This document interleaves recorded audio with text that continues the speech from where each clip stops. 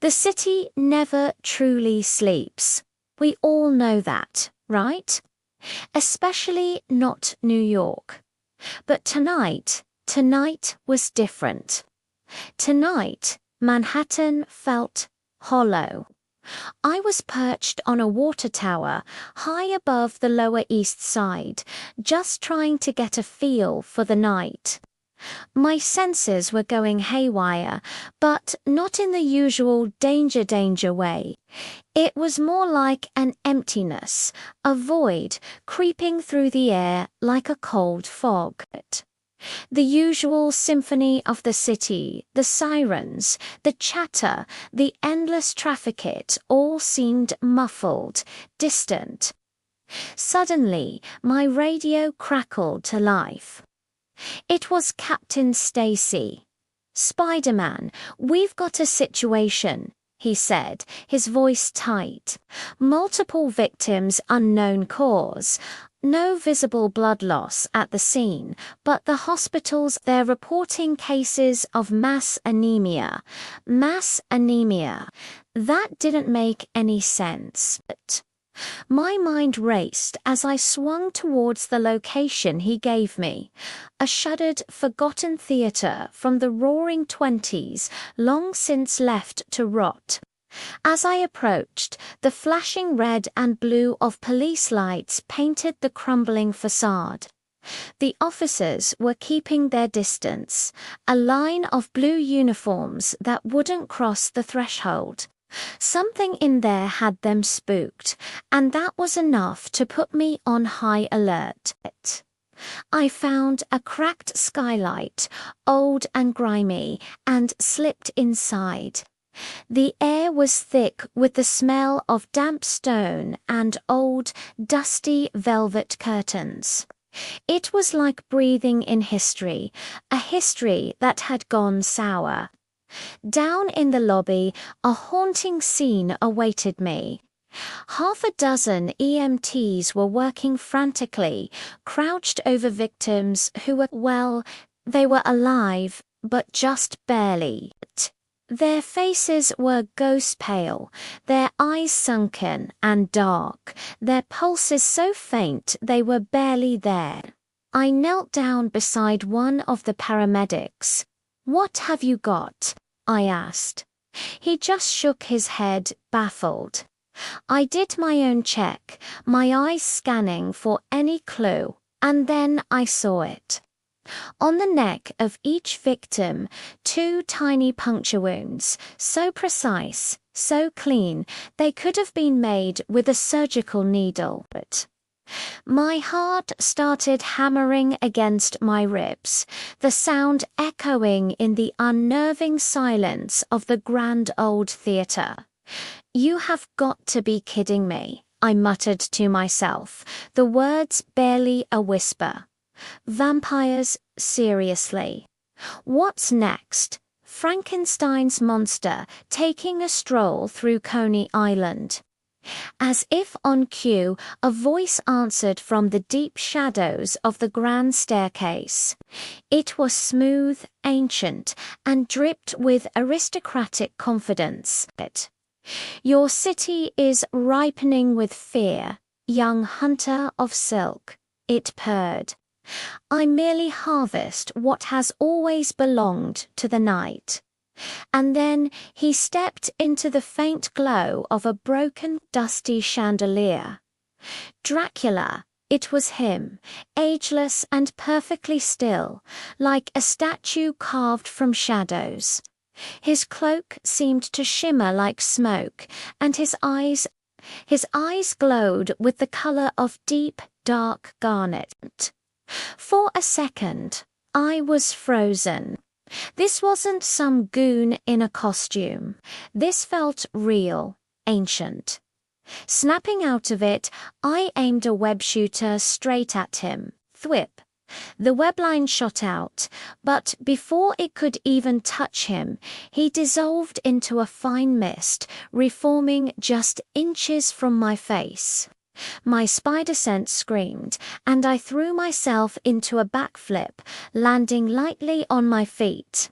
I fired off a rapid barrage of webs, one after another, but it was useless. Each strand just burned away in mid-air, consumed by some invisible, unholy flame before it even got close. He advanced on me then, his movements too fluid, too fast to track properly. His fangs flashed in the dim light like twin daggers carved from ivory. "You carry the scent of responsibility," the Count said, his voice a hypnotic whisper that seemed to probe right into my soul. "A noble torment. Abandon it, and I will grant you an eternity free from such burdens." He was offering me a way out, an eternal one.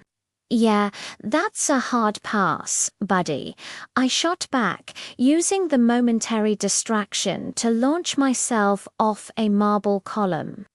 I put everything I had into a kick aimed square at his chest. The impact felt like striking solid rock. He barely even took a step back, a faint, amused smile playing on his lips. This was bad. My usual tactics weren't working. He was too strong, too fast, and just too different. Suddenly, a screeching cloud erupted from behind the tattered stage curtains. Bats, hundreds of them, swirling around me, their wings beating against my mask, their cries deafening. I couldn't see, I couldn't think. Instinct took over. I covered my lenses with one hand and spun, firing my webs in a wide, circular burst, creating a sticky net that trapped a dozen of them and scattered the rest into the rafters. Through the chaos, Dracula's laughter echoed, seeming to come from every corner of the theatre at once. He was toying with me. I needed to change the game, and fast. My eyes darted around the debris-strewn stage, desperate for an advantage. Then I saw it, a fallen spotlight, heavy and metallic. An idea, a crazy one, sparked in my mind. "Think fast, Parker."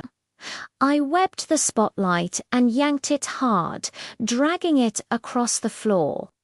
My target was a tall, cracked mirror still hanging precariously backstage. I angled the spotlight just right, pointing it directly at the nearest boarded-up window. With a deep breath, I delivered one mighty kick. Wood splintered and shattered, and the first dull grey light of the approaching dawn sliced through the darkness. The beam hit the spotlight, bounced off its reflective surface, and shot directly into the old, cracked mirror. The reflected ray of dawn flared across the theatre, landing squarely on Dracula's form. The effect was instantaneous and horrific. Smoke coiled from his skin like ash poured onto water. He let out a snarling, guttural cry of pain, shielding his face beneath his cloak. The legendary weakness, it was real. "You delay the inevitable, Spider," he hissed. His voice losing its confident edge, now filled with rage as he retreated deeper into the shadows. "Yeah, well, delaying is kind of my thing," I yelled back, my breath coming in ragged gasps. With a final hateful glare, he vanished into a swirling vortex of darkness, gone as quickly as he appeared. Silence fell once more, broken only by the groans of the victims. The fight was over. for now. I rushed to help them, calling in for daylight backup and every available ambulance. Before I left, I sealed every door, every window, every crack in that theater with layers of reinforced webbing. This place was officially closed for business. I didn't know if the Count was gone for good or if he was just licking his wounds, waiting for the next sunset, but I'd bought us time. And here in New York, a little bit of time is often the only thing standing between a scary legend and a living nightmare. Thanks for watching, everyone. It's wild what this city can throw at you, right? If you enjoyed this story, don't forget to hit that like button and subscribe for more adventures. Stay safe out there, and I'll see you next time.